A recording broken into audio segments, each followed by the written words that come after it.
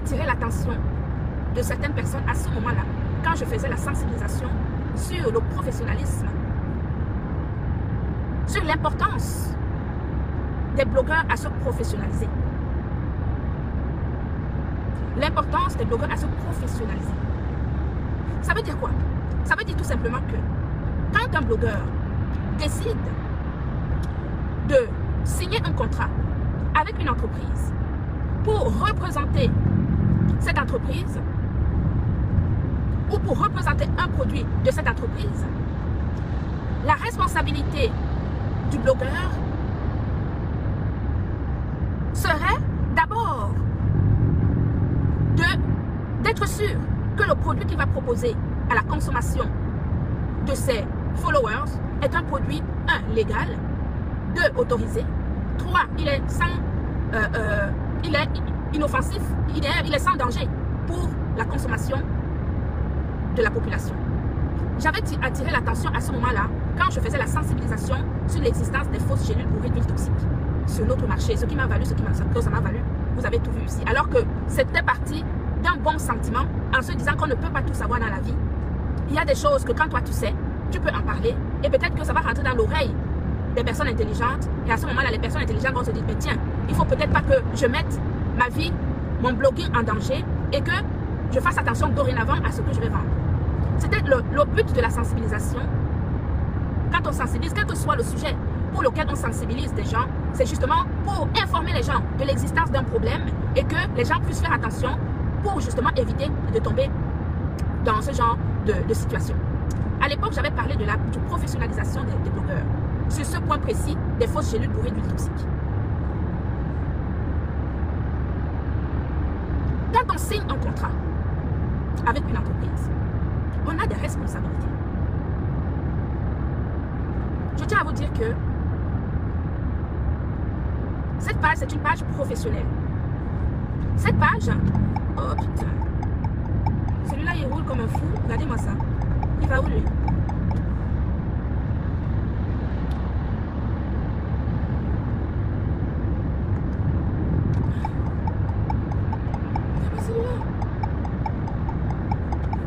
Ils sont agressifs les gens. C'est fou ça.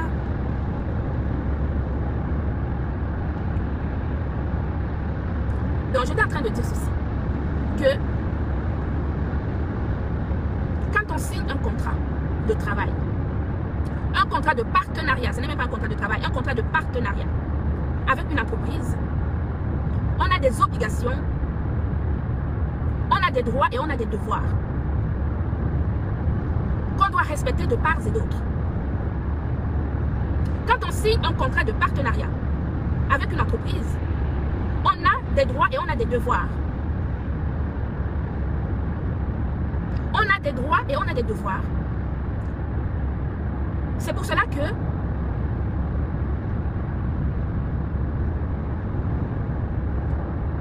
il ne faut pas prendre des choses à la légère. Vous voyez seulement les choses ici sur les réseaux sociaux. Mais une entreprise, c'est une entreprise. Une entreprise engage de l'argent pour faire des choses. Quand une entreprise, quel que soit le partenariat que vous avez, que vous signez avec quelqu'un, vous devez respecter vos obligations.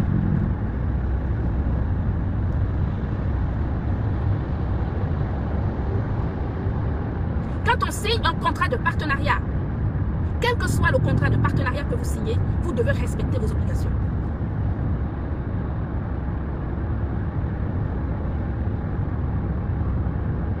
J'ai cru entendre que quand on tourne le dos, on aurait tourné le dos. Tourner le dos à qui?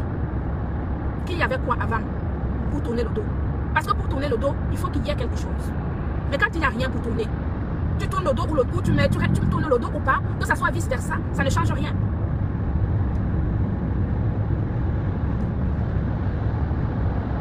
Je vais vous dire, vous savez, dans chaque situation dans la vie, il faut en tirer des leçons.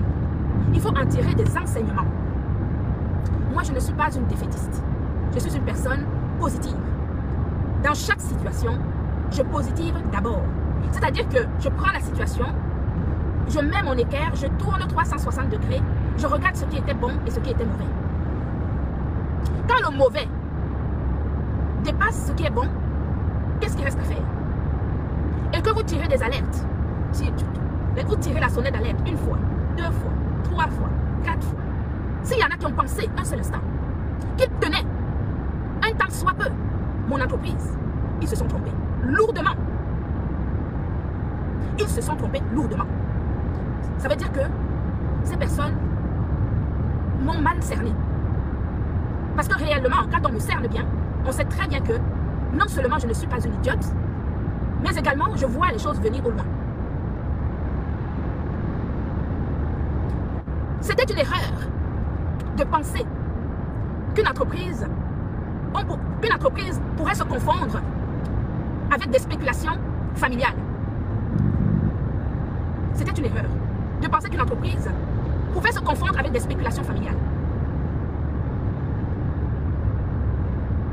On ne joue pas avec l'entreprise de quelqu'un. On ne joue pas avec le gagne-pain de quelqu'un qui a travaillé pendant de très nombreuses années. On m'avait dit ici, j'ai entendu des personnages squelettiques qui font la profanation astrale sur des personnes, ici sur les réseaux sociaux. Dire que, ou non, pas plutôt l'entreprise, la Greta Boss pourrait dire ceci. Je répète, que quand on vous paye pour faire un travail, il faut le faire.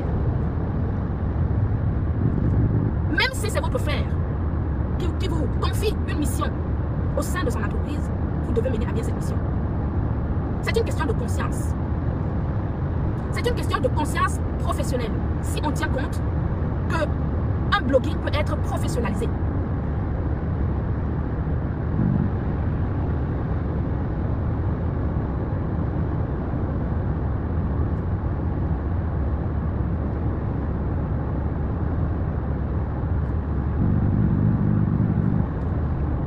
Je suis sur la route, les gens. Donc je conduis en même temps. C'est normal que je marque des pauses. Déjà, je ne parle pas très vite, pour ne rien dire, en général. Il y a des gens qui peuvent penser que l'argent c'est facile à gagner. Non, l'argent n'est pas facile à gagner. Pour diriger une entreprise comme la mienne, on passe des nuits blanches. Coucou Nathalie. On passe des nuits blanches à réfléchir, à faire des choses, etc., à faire développer les choses. Les clients sont volatiles. Les clients sont volatiles, c'est-à-dire les clients sont changeants. Un client va aller chez la voisine aujourd'hui, revient après-demain chez toi. Le client a toujours été comme ça. Ne laissez personne vous faire pas croire que sans eux, votre entreprise ne sera rien. Vous êtes qui pour dire que une entreprise créée, une personne morale créée, doit s'identifier à vous? Quelle entreprise au monde peut s'identifier à une personne ou à un groupe de personnes? Ça n'a jamais existé. Et ça n'existera jamais. Une entreprise est libre de faire ce qu'elle veut dans l'intérêt du développement de celle-ci. Une entreprise est libre de mener des actions qu'elle souhaite pour le développement de celle-ci. Même si certaines personnes qui pensaient être en possession d'une entreprise ne sont pas contents. Oui. Ne laissez pas des fanatiques sectaires. Ne laissez pas des fanatiques sectaires récupérer votre entreprise et essayer de faire de votre entreprise leur propriété. N'acceptez jamais cela. Avec qui on a travaillé et notre travail s'est bien passé. Le contrat s'est terminé sans mots. Emmanuel Keita, j'ai travaillé avec elle. Le contrat s'est passé comme une lettre à la poste.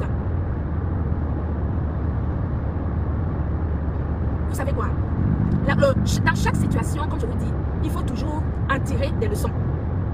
Plus jamais, ne prenez personne, même par pitié, pour travailler avec vous. Je dis bien. Ne prenez personne, même par pitié, pour travailler avec vous, si ce n'est pas une personne, une professionnelle. Parce que ça fait un mélange du genre. Et c'est votre image qui est salie. C'est votre image qui est salie. Alors que parfois vous pouvez penser, faire un acte de bienveillance, faire un acte humain. Mais c'est une leçon de la vie. Oui, c'est une leçon de la vie.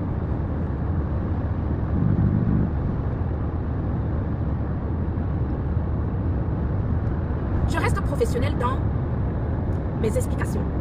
Parce que comme vous le savez, moi, ma part ne part pas loin. C'est-à-dire que quand il y a quelque chose qui concerne mon entreprise, ça me dresse les cornes comme un taureau et je fais le nécessaire quand il me faut. Est-ce que vous comprenez? C'est ça.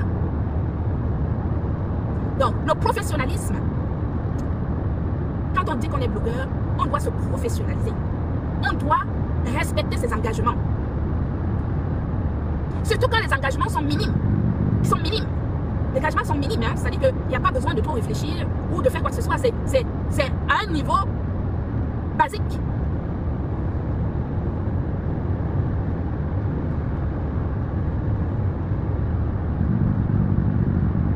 À un niveau basique. À un niveau basique.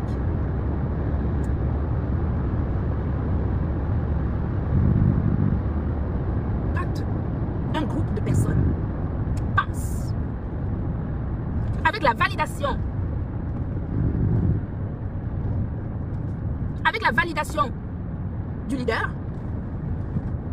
qui de plus était encore sous contrat, se lance dans un registre de sabotage, d'insultes, de dénigrement sur une entreprise avec laquelle le leader était encore en contrat, où on se pose la question de savoir quel était l'objectif en fait.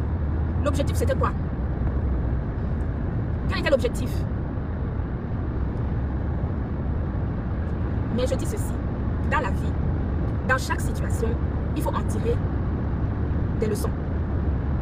Ma leçon que je tire de cette situation, c'est de ne jamais, même par pitié, comme c'était le cas, même par pitié, de ne jamais engager des personnes qui ne sont pas professionnelles. Il vaut mieux aller trouver une agence de communication, comme ce que j'ai fait d'ailleurs pour Emmanuel Keïta. Je suis allée dans une agence de communication où elle était enregistrée comme blogueur. Je signe un contrat avec l'agence de communication. Comme ça, elle respecte ses obligations, je respecte mes obligations. Et comme ça, basta, le temps escompté. Et ensuite, c'est terminé. La familiarité engendre le mépris. La familiarité engendre le mépris. Mais nous sommes humains. Nous sommes humains. Parfois, on pense bien faire. Et au fur et à mesure que le temps passe, on se rend compte qu'en fait, c'était un leurre. Mais je pense que dans la vie, il ne faut jamais regretter ce qu'on fait. Chaque acte que nous posons, même si les choses ne se font pas à la hauteur de ce que nous avons espéré, il ne faut jamais regretter le bien que nous faisons. À la date d'aujourd'hui, je suis très contente de ce que j'ai apporté à ces personnes. C'est-à-dire que d'abord cette assurance. Vous savez, en février de l'année dernière, c'était en février 2023, quand ce contrat avait été signé, la situation était très morose. La situation était très morose à ce moment-là. J'avais pris cette responsabilité de donner de la lumière, de la positivité, de valoriser. Vous savez ce que c'est que valoriser une personne? C'est-à-dire lui dire, tu peux faire, tu peux exister, tu peux te valoriser, tu peux faire des choses, etc. C'est ce qu'on appelle donner de la lumière et donner de l'espoir à une personne qui est dans une situation compliquée. C'est une forme d'humanisme. Et ça, je ne le regretterai jamais parce que un bienfait n'est jamais perdu. C'est ce qu'on dit, non? Vulgairement. On dit souvent qu'un bienfait n'est jamais perdu. Je suis sur la route, mes gens. Donc, je ne regrette rien. Mais ma seule déception, c'est qu'on ait laissé la meute salir ce que eux-mêmes ils ont validé et qu'ils continuent à valider parce qu'ils salissent tout en buvant le glutathion de la marque Nutella dans leur bouche. Ils salissent tout en passant les commandes sur le site internet. Oui, ils salissent, ils insultent sur les réseaux sociaux et pourtant ils passent les commandes sur le site internet. Et qu'on les ait laissés faire, ça a été ma plus grosse déception. Mais, vous savez, tout ça ce n'est pas grave. L'essentiel pour moi, c'est d'avoir tapé du poing sur la table quand il a fallu que ça se fasse. Parce que, jusqu'à preuve du contraire, je reste la directrice de l'entreprise Brita Cosmétique. Aujourd'hui, demain et après-demain.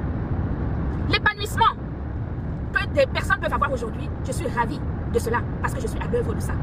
Vous savez, quand vous permettez à des personnes de reprendre confiance en elles, d'exister, de se repositionner droit, il n'y a pas mieux que cela. J'en suis très contente pour ça. Est-ce que vous comprenez? J'en suis ravie pour cela. Que chacun poursuive son chemin, tranquillement, sans animosité, parce que la négativité n'apporte rien. La négativité, ça bouffe de l'énergie, ça vous empêche d'avancer et c'est peut-être que ça nourrit des âmes faibles ou des gens qui n'ont pas suffisamment d'importance pour leur propre personne, mais moi, je n'ai pas d'animosité en moi. Je n'ai pas le temps d'en avoir. Donc, je ne me mettrai jamais dans cette posture avec ces personnes. Je l'ai fait une fois avec le couple Messam. Je l'ai fait une fois avec le couple Messam. Je ne le referai plus jamais. Plus jamais. Je ne le referai plus jamais. Tout simplement parce que on n'est pas obligé de se fréquenter. On n'est pas obligé même de se saluer, même de s'appeler. On peut tout simplement, en grande personne, se séparer et chacun poursuit son chemin. Mais vous comprenez bien que ici, il ne s'agit pas de cela. Il s'agit du professionnel. Il ne s'agit pas des amitiés ou de quoi que ce soit. Il s'agit de l'aspect professionnel des choses. C'est de ça qu'il s'agit ici. C'est pour cela que je peux me permettre d'en parler, comme j'en parlais d'ailleurs à l'époque avec Madame Messam. Tout simplement. Et je ne rentrerai pas dans des quiproquos familiales ou des choses comme ça. J'aurais plein de choses à dire. Je peux dire énormément de choses. J'ai énormément de choses à dire. Mais je ne les dirai pas, tout simplement parce que ça ne sert à rien. Ça ne sert strictement à rien. Je dis que les langues de haine dans laquelle j'aurais pu être entraînée, je l'ai même été pendant un certain temps. Je ne suis pas un enfant, bien entendu. Mais quand même, avec du recul, je me dis, tout cela ne sert strictement à rien. Moi, j'aime des gens qui avancent. J'aime des gens qui sont professionnels. J'aime des gens... Je suis une femme exigeante. Mon exigence peut ne pas être... peut ne pas plaire à certaines personnes qui prennent justement le professionnalisme à la légère. Auquel cas, ces personnes n'ont pas de place à mes côtés, professionnellement parlant. Moi, j'aime travailler avec des gens qui sont intelligentes. Des gens qui veulent avancer. Et non pas des gens qui cherchent des miettes 24 heures sur 24. Est-ce que vous comprenez?